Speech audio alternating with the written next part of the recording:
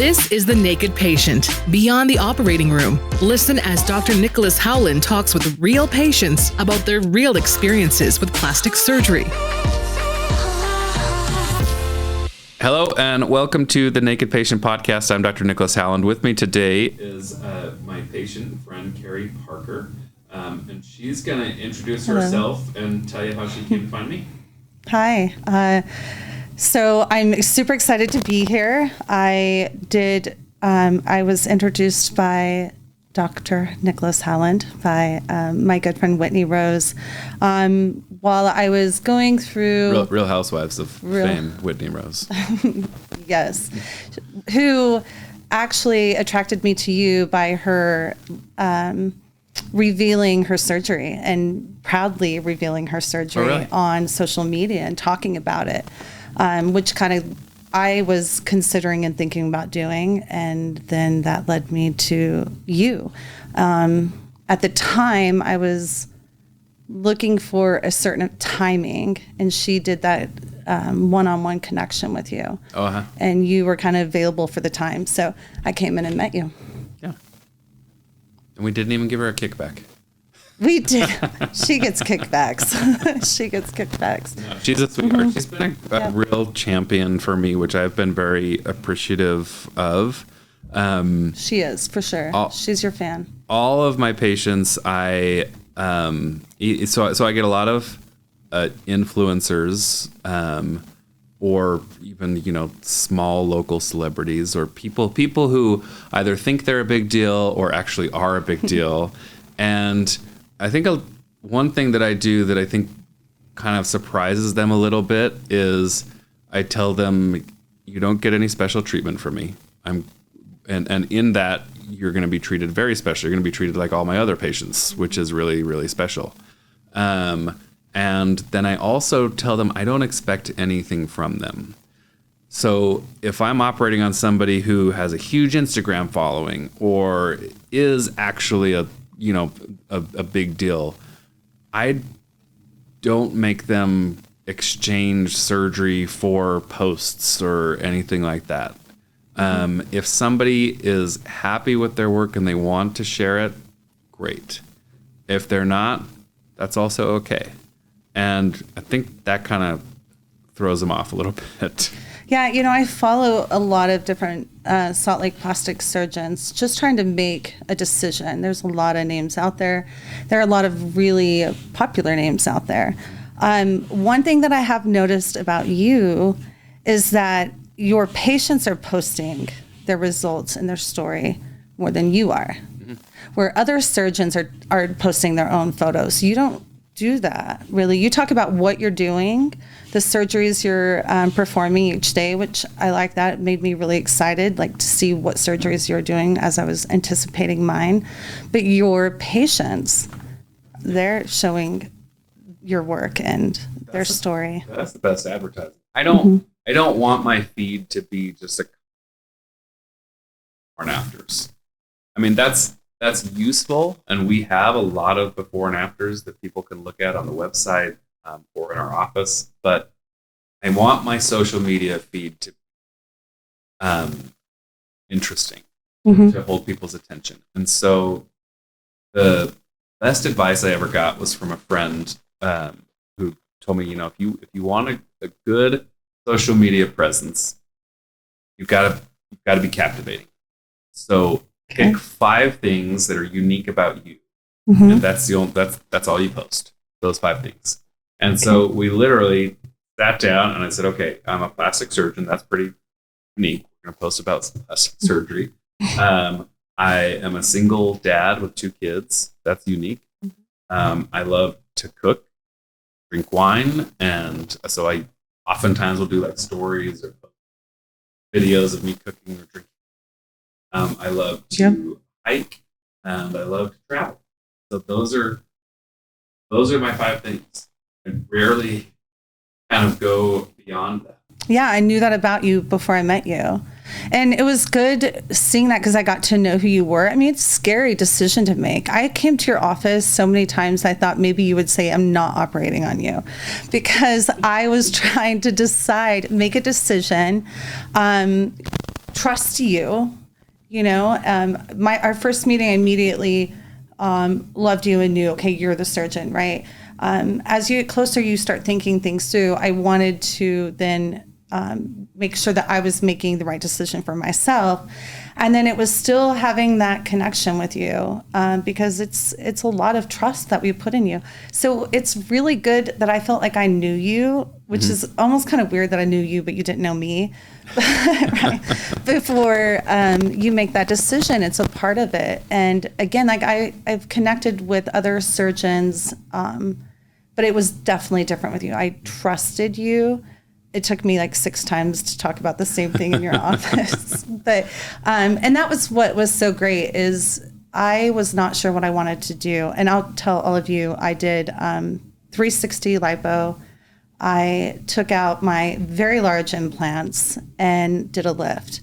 And I had a little bit of lipo taken out of my thighs, which I love so much. Good. Thank you. And then did some fat transfer. So making that decision to take out an implant that you've lived with for 15 years was hard, right? You didn't know what that result was going to be. I just knew how I wanted to be seen now, which was different than the way I wanted to be seen when I put in the implants. And plus your body changes. And so I feel like, back to long story short, I feel like you saw that vision because I kept coming to see you and trying to change my mind. And you looked at me and you said, I'm going to give you the results you want the way you want them. This is what you want. Trust me. And I do, because they look great. Thank you. Thank you. I don't, the podcast, I really appreciate those things. And I think with this podcast, I'm trying to be very careful of, I don't want it to be like this rah Dr. Howland show. Mm-hmm. There are a lot of really good surgeons in Utah. For sure. A lot of really good plastic surgeons in Utah. And I think there's this idea that we all compete against each other, that we all must be just like tearing each other's Instagram pages down, or like, you know, see somebody go to one surgeon and so you're mad that they went to that surgeon and not you. And I am a firm believer that rising tide raises all the boats. Okay. And there is so much plastic surgery in Utah. Yes, there is. I couldn't possibly take on 10 more of this guy's patients or 10 more of this surgeon's patients. Well, you do anyways, for different reasons, right? And it goes around. Yeah, and the relationship goes both ways, right? Like I want a patient like you who comes to me and says, I feel comfortable with you. I don't want a patient who would come and says, I've only met with you. I don't really feel that comfortable, but let's go ahead and do it. No, I would want somebody who's been to multiple surgeons, had multiple consultations, and says, okay, you're my person. And I'm equally as okay with somebody saying, hey, you're not, I'm going to go with this other person, because it's for you at the end of the day. It's 1,000% for you. And so you got to go with what you feel comfortable with. Yeah, 100%. And I mean, I've heard other stories and patients that have seen other different doctors, and they liked the connection with you, or they liked your office, or they liked the timing, right? Like, so different reasons that you move around. For sure, I think you should, look at get different opinions, because we don't know, right, what to expect, and we just know this is what we're kind of interested in. This is the surgery we want. So it's nice to see different surgeons and then hear about how they expect the surgery or suggestions to get the look that you're looking for. And then to hear the same thing, right? Yeah. So it's just more comfortable. So I would say what's funny too is in almost every single review that we get back about our practice, like any positive review, almost every time they talk about the staff. They don't mention me at all. Really? You have a great staff. That's who really seals the deal. Like whether it's my front desk people, my clinic nurses, my patient coordinators, my office manager, my surgical center nurses and anesthetists and scrub techs and employees.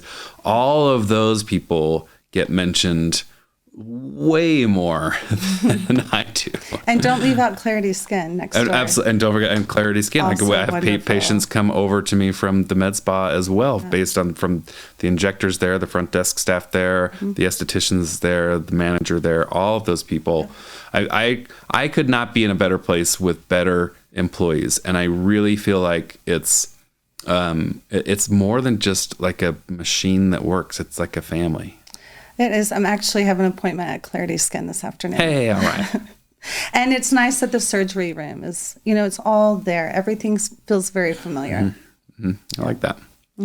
So talk to me then. You came in a bunch of times. What was your hesitation like in pulling that trigger?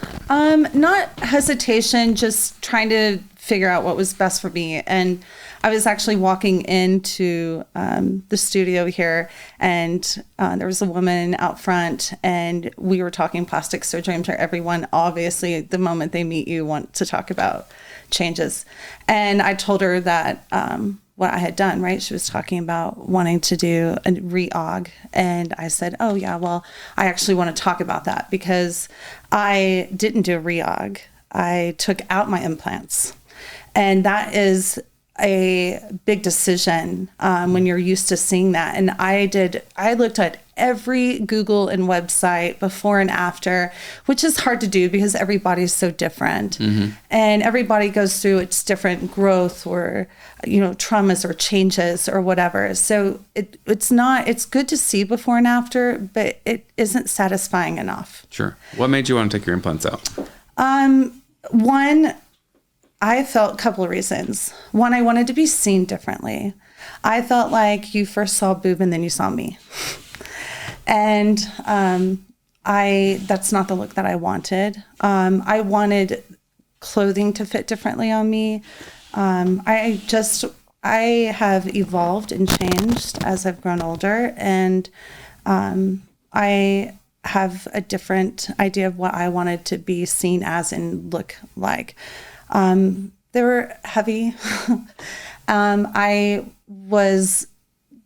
I didn't like the restrictions on bathing suits or clothes, and anything I put on, it was just, they were just so obvious. And so, but it was scary because you then think, well, okay, what is it going to look like? Are you going to have that same fullness, or do I do a smaller implant and still do, a lift or whatever? So it was really difficult to make that final choice. And this is something I thought about for a long time, right? Like, I just want to take the implants out. And the thing is a lot of women my age, and hey, I am all in favor of implant augmentation or what is it? Back grafting? Or to take the implant out. Oh, just explant. Explant, Yeah. okay. And I hear a lot of women that are there, right, where they want to remove the implant. And I wish that I had someone like me, an experience that I could talk to about that and about how they felt afterwards. I feel amazing. Good. I feel better than I have in years. I love every clothing item that I like shopping so much more. I bought so many bikinis this summer, and I did it all without feeling fear. And I put them on and felt like I'm being seen the way I want to be seen. And that's really powerful. And so I wanted to share and talk about that because for those that are considering an explant, they can get hear a story and see how they felt about it. And I said to you, I always loved myself, but now I really love my body. And I feel that I'm pretty powerful, and I know a lot of women have all this power and want for change or to contribution into life. And a lot of that sometimes is masked or hidden behind insecurities that we all go through with our body. And I feel like just with all the changes that I've gone through in my life all at once recently, that removing that mask of insecurity is kind of like the strongest thing I have. Like, it's really fueling me to keep moving forward, keep staying strong, or make a difference, be strong in my job, be heard, be listened to, just courage to be brave. Yeah, I feel very brave right now. I love that. You sent me that message on Instagram. So you're kind of you're a little bit of a unique guest so far on the podcast, because everybody I've had on so far or have interviewed have been patients, but they've also been close people that I know really well. You're the first, like, really just straight up patient. We didn't have a relationship before surgery. We have a typical patient-doctor relationship after, where I see you at my office. I don't see you outside of that at all. And I don't know much about you at all. So coming into this, you had sent me an Instagram message kind of conveying those thoughts. And I said, oh my God, it's so beautiful. I want you to come on and share that message. That was all I planned for.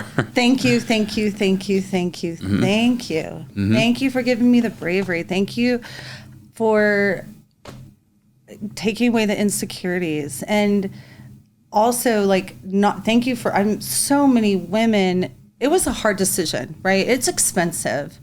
And I held back because it was so expensive, and I'm a single mom, right? I made it work, and I had a little help, but I lost my train of thought, but I just feel very empowered. I was very nervous about the surgery, but I couldn't have come at a better time to give me what I needed to, like, that extra strength, like I said, that extra bravery. So talk about that a little bit. So kind of, will you share what you shared with me kind of beforehand a little bit about your life kind of going into turmoil recently? I did. When I say that everything changed recently, everything in my life has changed. From not just a new job, but an entirely different industry. Working in supply chain and operations and manufacturing into the tech world. So nothing is familiar. I don't even know the language. Being in what I thought was a very magical relationship, I married who I thought was the love of my life in November, and it fell apart in March. To a home that I thought I was going to live in for several years, had my whole plan mapped out, to no plan. Yeah.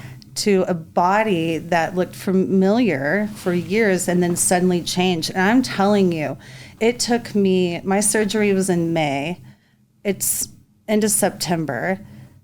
I haven't felt like I see myself in the mirror. I see myself in photos. And I just now recently started to recognize myself, because it's a lot of change. And the surgery, it's not just here, boom, here's your results. The results continue for months. And so you, from swelling to smaller, and everything kind of settles and you feel uncomfortable. So I'm finally at the end of September. So what is that? 6-7 months? May, June, July, August. Yeah. And I feel like me. And so I think I'm just now hitting that most like powerful, like internally, it's infecting me. So nothing looked the same. I even cut my hair off, right? So I didn't look like me. So it was going through now planning a divorce instead of planning my next vacation, right? When you've got longer to go too. Like I tell almost every patient that it's a year. It's a year process before your body, after surgery, before your body is like, okay, this is me now. And it's not a steady ride. It's very up and down. You have days where things go great and you feel great, so you overdo it. And so the next day you just feel like shit, and you're like, what happened? I was doing good. Yeah. And those ups and downs get, more stable, but it takes a year. Yeah, I think I sent you a photo day 2, and I was so anxious to try on all these clothes that I had in my closet that just didn't fit anymore, and slowly started not to fit. 2020, really, 2020, and then working from home. So they were already kind of tight, but now they definitely didn't fit. But I just kept saving them because I said, one day I'm going to have surgery, and these are going to fit me. And so I was very excited to try on clothes, and I shouldn't have, but I did. I tried on like 10 dresses, and I sent you a photo of me in a little like sequined midi dress because I was so excited that it fit, which by the way now is a little too big. And I sent it to a couple of my friends, and they're like, what are you doing? Get back in bed. And I said, no, I can't. I just am so excited to wear everything again and feel great in it. And so I love that. Yeah, thank you. So you go through all these crazy changes. Yeah. How did that affect your healing? How is it still affecting your recovery process? The recovery was hard. I had some family fly in that supported, and I think he tried a little, right? But still, I felt, it was hard. I felt a little bit alone. But I was really excited for the results too. Yeah. And it was really hard also because it was in summertime. Yeah. So I am not somebody that sits still, and I'm not someone who doesn't like to be doing social activities, and being on a boat or at a pool, especially having that surgery, like you can't wait to put on a bathing suit. Did you say pool season? Yeah. I have no fear of pool season now. Do you know how great that is? To not be afraid of summer, to be excited to get invited to put on a bathing suit, say bikini. Well, not to say bikini, but I actually do know that feeling for me. Like this is almost. I'm getting there. So I lost 55 pounds in the last 4 months. Oh, you look great. I told you you're glowing. Thank you. Because I met you. You were talking about getting married. We're going to take that hike. And I was also getting married. So we talked about it. Yeah. And then I didn't know you personally, and you weren't really public about it at first, but I could see the change. In one of our meetings, I knew when I left. Yeah, and that relationship, and she didn't have a lot, like, I didn't change because of her. I didn't change because I was out of that relationship. But that was I've been changing for a long time, but that was a catalyst to really kind of put me into a new gear, because I went like pretty rock bottom where I was like, shoot, my whole world was upside down. Yeah, tell me about it. What am I gonna do? Well, you turned it around. That's another thing that that's all smoke and mirrors. I'm making big progress, but it's still, life is always a mess, and you're always trying to grow and figure it out, and that's the trick. But I definitely got to a point after finishing that 75 hard, losing 55 pounds, I would never post a shirtless picture of me ever. And so that was a big scary thing for me. Yeah. And one of my goals right now is to actually be comfortable and confident with my shirt off. Because I still am not. Like, even though I'm 55 pounds down, I'm like at a healthy weight. The weight that I want to maintain, I still haven't hit that comfort level with my shirt off. So we're getting there. You'll get there. Yeah. You'll get there.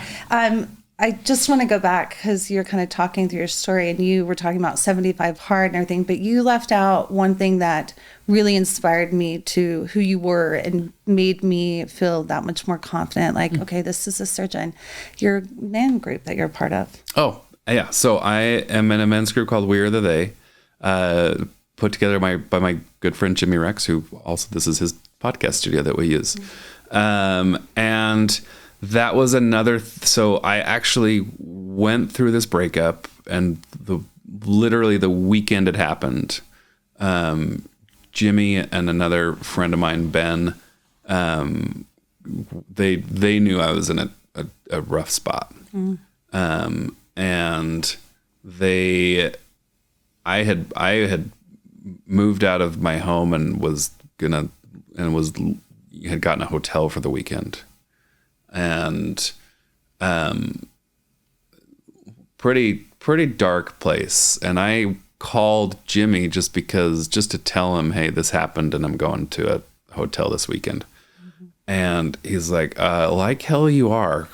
Like, come down here. We're going to go to dinner. We'll watch a basketball game. Ben's in town, and we're going to be there for you. Yeah. He said, I got you. Yeah. And we did. We went to dinner, and it's kind of, the story's kind of funny if you know these two guys at all. So Jimmy is Jimmy, and Ben is like this big former college baseball player. And we said, let's go get some dinner somewhere. And Jimmy says, let's go to Outback Steakhouse. And okay. God love him, his taste in food is not the best. I would not pick that. And so Ben and I are like, oh, really? And so we call ahead, and Outback, thank God, had like a 2-hour wait. Nice. So we didn't have to go to Outback. You didn't want an Awesome Blossom? Is it Awesome, or is it Bloomin' Onion? Awesome Blossom is Chili's. Oh, okay. Bloomin' Onion, same. I'm not really an Outback eater. So. Yeah, it's the same thing. Okay. It's just shitty fried onion. Yeah. So we are like, I'm on not DoorDash. I'm on Open Table trying to find somewhere that we can make a reservation, because I'm the food snob in the group. I'm a food snob too. Good. I see this place, not heard of it, but it had good reviews, and it had $3 signs. So I'm like, oh, it's $3 signs and good reviews. Let's go there. And again, I fully realize how snobby I sound with this. I'm completely aware of that. I can't wait for you to tell me where it is. So we show up at this place, and we walk in, and it is, I'm trying to think of the name of there's a medieval town that somebody has created in Utah County, where you can go, and it's kind of like Renaissance Festival all the time. I'll think of the name and we'll put it on the handle for this or something. Cool. But it's like a Renaissance festival all the time. And the restaurant we went to is part of that town. And so it's like a dragon's lair with like minstrels and medieval people playing instruments. Okay. There were never 3 less likely guys to walk into a Renaissance Festival restaurant than us that night. I mean, people had elf ears on and like fully costumed, and we're just showing up looking to take Nick out to dinner because he's going through some shit. Nice.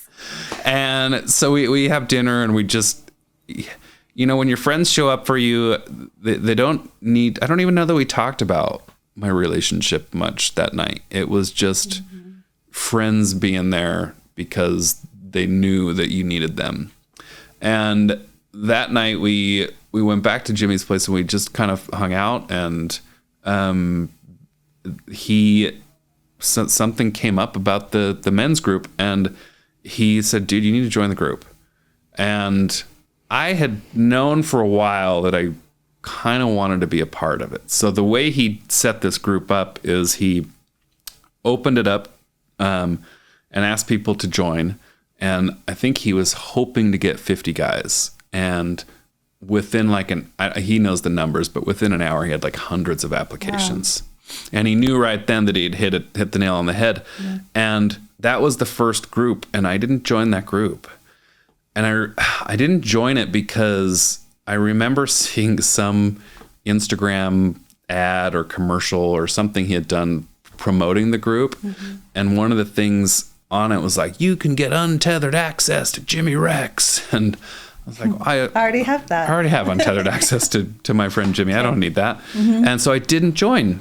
Yeah. And then I started seeing, but a lot of my friends did join, and a lot of people I knew did join. And I started seeing some of their reactions to what this group was doing, because the whole point behind this group is men who recognize that they're not perfect, that they all struggle. That's huge, by the way. But they want to be the best versions of themselves. Yeah. And I am very cynical. Okay, so I don't trust anybody that does like coaching groups, self-help groups, anything like that. Even Tony Robbins, I'm like, I don't trust that guy. And he's like the guru over it, right? But I know my friend Jimmy, and I know his heart, and I know that what he was doing was with all of his heart. And so I knew that it would be real and that it would be authentic. And when I saw the reactions from my friends, I had this like big FOMO moment where it's like, shoot, I need to be a part of this. Yeah, cool. And that was actually the night. It was, I had gone through that breakup, and he was like, hey, you need to be a part of this. I'm like, yeah, I do. Actually, I really want to. And I convinced a couple of my other buddies to join with me, and it's been great. I think from an outsider's perspective, it can look a little broy, just like isn't a bunch it kind of though? Yeah. I mean, it is, but it's the authenticity of it. I can't oversell. Like it is, it really is 50 guys who just want to be the best versions of themselves. There's 2 of those groups now, so there's 100 people, and I think it's going to grow and be even bigger than Jimmy even realizes. Well, I mean, talk about being brave and vulnerable, right? You're being vulnerable because you're willing to say, listen, I have this. You internally, you don't have to say it out loud, but you're internally making the decision to say, okay, I have this going on, but I want to be better. And so I'm going to put myself in a situation with the people that also have that same goal to grow. Mm-hmm. It's uncomfortable. I've been doing it, right? Growth is so uncomfortable. It's super uncomfortable. And it's especially needed in today's society for men, for whatever reason. I think there's something innate about women where they, we always talk about how women can be catty and backstabby and rude and all that. They do have that, but I think there's also a beautiful quality to femininity and to women where they just have that innate ability to help each other grow, to be vulnerable with each other, right? For sure. And men, for whatever reason, people say it's a weakness. It's not. No, not at all. And men don't have it because we've been trained and it's been ingrained into us that being authentic or being vulnerable with another man is not okay somehow, or is not masculine. 100%. When the biggest need in the world right now is for men to have close relationships with other men and to be vulnerable with each other. Yeah, and to grow and to become a better person. I definitely know someone that could use the group. I would love to see that person deal with, the pain caused. But I think it's wonderful. And I have a couple of friends that focus in men's health, and I was just having a conversation with them similar to this a month ago or so, and how their clinic is just about men's health. And like women find that. I'm like, we find it everywhere. We find it at the shopping mall. We find it at our yoga class. We find it at brunch with our girlfriends, on a phone call. It's just a different way that women communicate. Men communicate differently. They don't talk about the things that are bugging them. They talk about the football game or, different things. And so being vulnerable and having that as really powerful. That's great. And it made me a fan of yours. So thank you. That means a lot to me. It's a skill I'm still learning. Like it is, for whatever reason, not an easy thing to call up just a guy friend and be like, hey, I'm not doing well. I need help. Or vice versa, to have a guy friend call you and say, hey, this happened. I need you to be there. Yeah. And it's powerful. Yeah, good. How lucky for you. I'm very blessed. Absolutely. Okay. Oh, you took all the attention off of yourself, Carri. You're just like expertly made this your podcast to talk about me. Well, why I picked you, why I was a fan of yours, why I trusted you before I thought you were going to dump me as a patient while I went through the process. But I just needed the check to clear. That's a terrible joke. Well, speaking of that, you do have really great finance options too. So I took advantage of, I did pay a large portion of cash and then took advantage of the, 6 months interest free. Oh, good. So, probably. Yeah. We use like Care Credit, which is like a third party. That helps. It's a very big expense. So, you feel like you're putting a burden, so it just made it, I knew it was the right time regardless. And it made it, easier for me to accomplish that. So, Good. I'm glad. Yeah. So the check cleared. No, I do not take that. Just to clarify, I do not only take patients if their check clears. Nice. I actually care.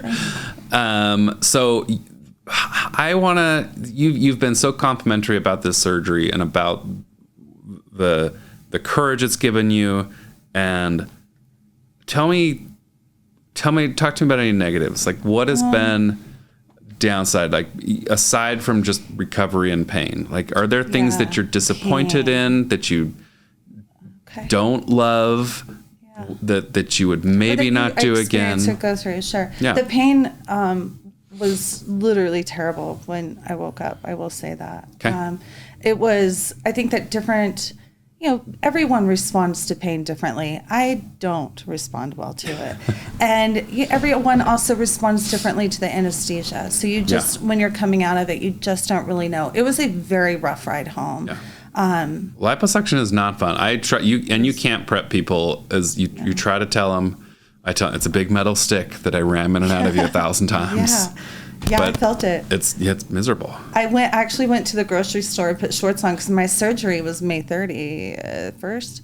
And I wanted to wear a short, and I did. I had bruising all the way down the back of my legs, and I thought they think someone beat me or I was in an accident. But what is the massage called? Lymphatic massage. Lymphatic. Okay, get those. And it was amazing, and the immediate results. And plus, you're pushing out. Who did your lymphatic massage for you? Oh my gosh! Why did you just ask me that on the spot? I just forgot. I'm going to come back to it because she's wonderful. In our building. Not in your building. Okay. Outside of your building. Okay. Because we use a few, and they're all fabulous. Okay, so. I'm going to remember that in a second. Okay. I forgot. I can't believe I did that. But it also pushes all the fluid for the bruising, so it helped the bruising go away. Yeah. Well, and a massage sounds like the worst thing in the world right after surgery, but it's scary. I was scared. It helps. Not hurt. It's very gentle, and the whole idea is to push that fluid into the lymphatic channels, help your swelling go down, help you heal faster, and get out any of those lumps and bumps from liposuction. Yeah. And I would say lymphatic massage has really come into vogue in the last 5 years. It's relatively new. It's been around. I mean, don't get me wrong, it's been around, but plastic surgeons have not pushed it as strongly or seen how important it was for a while. Yeah, it was immediate results, just like you were saying. And again, I fell asleep during it because you're very scared to be touched in any area because you're just so tender, and the nerves all start coming back to life, and so your body's just it's just going through all the trauma of the healing. So that for sure encouraged. There's so many great clinics out there that perform those. I'm going to remember her name. She's going to kill me later because she's actually my friend. I'm nervous. I'm sorry.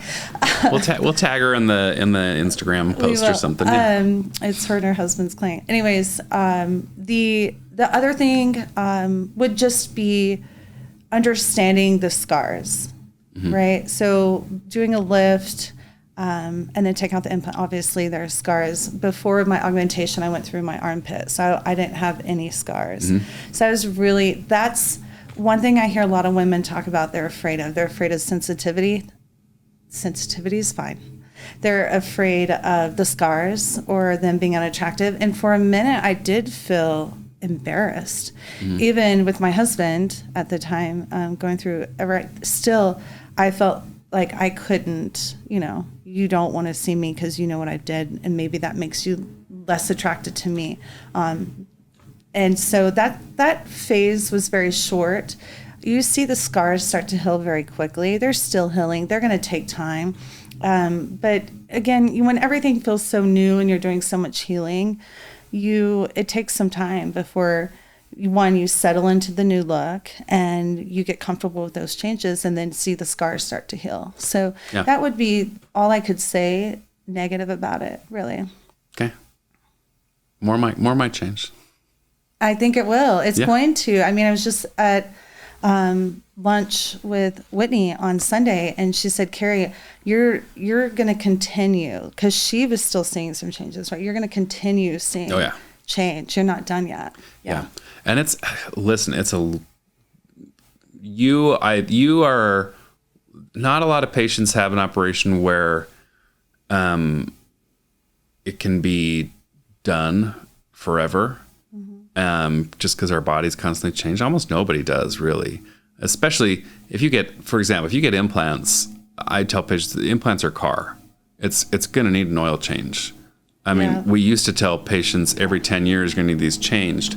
Nowadays, we really tell them if and when you have an issue, we change it. And that's still usually about every 10 to 15 years. You're going to need something done. You are unique in that we took implants out, so you don't have those in. You have fat in the breasts that is a permanent graft and will stay the same as long as you maintain a stable weight.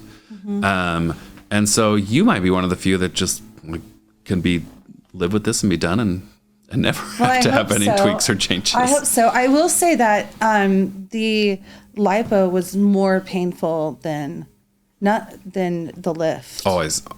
That wasn't that painful. The lift? Yeah, no.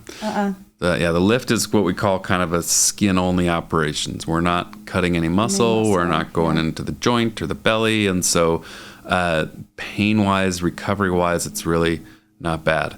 But man, that lipo is always the worst part. It is. I always warn patients. But it ends quickly, and any woman that has had a child and has had a second child knows this. You forget the pain. You forget it, and you forget it quickly, and it's definitely worth it. It just takes a week to realize that, and then the downtime. But I don't want to just talk about the negative, because the negatives are very, very small. The positives are huge. And you said I don't want to have let's toot on you or your ego. But one thing that it just kind of hit me as I start settling into my surgery and the changes and the new body that I love, it just sent me into these thoughts that just made me feel so strongly and passionate. And that's the lives that you're changing. And it's not just directly the woman that you made. And I know there are men too, but I'm talking about women right now. Okay. It's not just the woman that you performed the surgery on, that went through the surgery. It's all the people around her. It's their family. It's their friends. It's their kids. It's their work, right? You take off the mask of insecurities and you give this sense of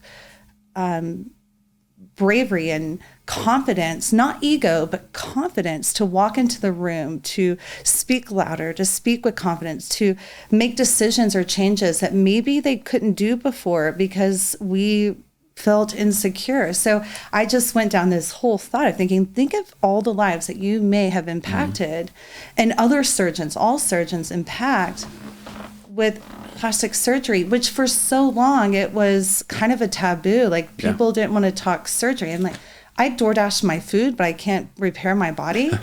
Well, for me, that's the power of plastic surgery. That's why I became a plastic surgeon, is I saw the ability for plastic surgery to empower others. And so, I mean, am I a part of changing those lives? Sure. But really it's just the power of plastic surgery. It is. And I owe that to my mentors and the people who trained me and got me to where I am. It's been funny doing this podcast. I've had so many stories that I remember and I tell on the podcast that I'm like, oh shoot, that's what brought me here. That's what made me so concerned about shame and plastic surgery, and that's what made me do this. And I love being able to come on here and talk about anything, because it's just a reminder that our experiences really shape who we are. They do. And you know, we all live the lives that we want to live. It's otherwise, if you're not, then change it. And if there are hesitation, right? Like reach out to some women. I mean, I can see, you can see it in people's eyes, you know, and I'm such a supporter of plastic surgery. Life is so short. Experiences should be enjoyed. Life should be enjoyed. Everyone should have love. Anything that holds you back from any kind of success, whatever the success is that you want, why live with that? Fix it. Yeah. Because, I mean, what regret will you have? Yeah. Well, and I 1000% agree with that. Mm-hmm. Obviously, I'm a plastic surgeon. Yeah. But I also will... There are a few Instagram accounts I follow that are women dedicated to helping others overcome those insecurities and love their body as it is. And I think that that's just as beautiful, and that's just as empowering. I want to be a part of that group. Yeah. I mean, can plastic surgery be empowering and do great things? Absolutely. However, I don't want people to listen to this podcast and think that I'm saying everybody has to have it. No, absolutely not. If you can get to a point where you are overcoming those insecurities without plastic surgery, awesome. That's good for you. Yeah. That's really beautiful. That's strong. Yeah. And if you can't, or it bothers you enough to do plastic surgery, there's no shame in that either. And so both pathways to dealing with those insecurities, I think, are empowering, beautiful, healthy, and okay. Yeah. And I love women empowering women. I love doing that. I want to be empowered by other women, and I want to empower them. So especially through, like you're saying, you know, I feel great. I feel like I love my body as much as I love myself. Actually, I feel like almost right now I love my body more than I love myself. I'm relearning myself right now. And so I get what you're saying, because I don't know what I would do without my girlfriends and my friends empowering me, teaching me things, guiding me, and giving me that courage, and then reminding me, just like your friend did with your, reminding me that I'm a boss, right? Like I can do this, and the strength is going to come. And not only is the strength coming, but you're not alone through it. Yeah. And that's been huge. What other things are you doing to relearn you? I ask that because that's the journey I've been on for a while. Yeah, I know. And I'm a little jealous of you, because I feel like you've got all these 75 hard, you've accomplished all these things. It's smoke and mirrors. There's still a lot that I'm struggling with. Well, but you still did. The thing is,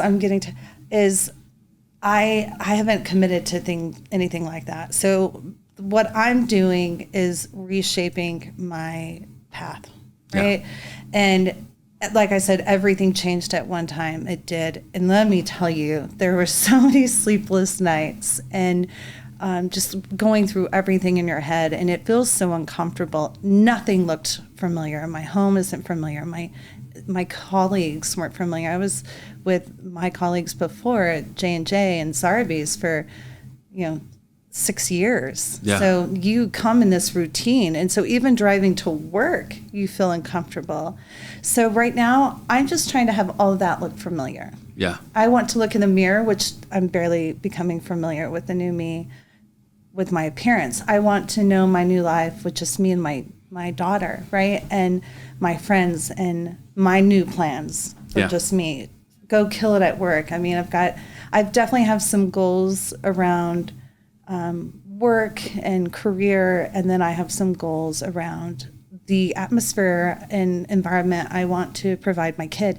And we're doing great. My house, again, is the house that all the kids are hanging out at. And I love that, Yeah, right? I went and got the biggest car I could get. That's the house to be. Right?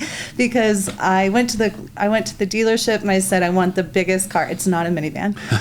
It's a Mercedes. But anyway, I said, I want the biggest car because I'm in teenage land, right? And I have teenagers. Teenagers are a lot. Yeah.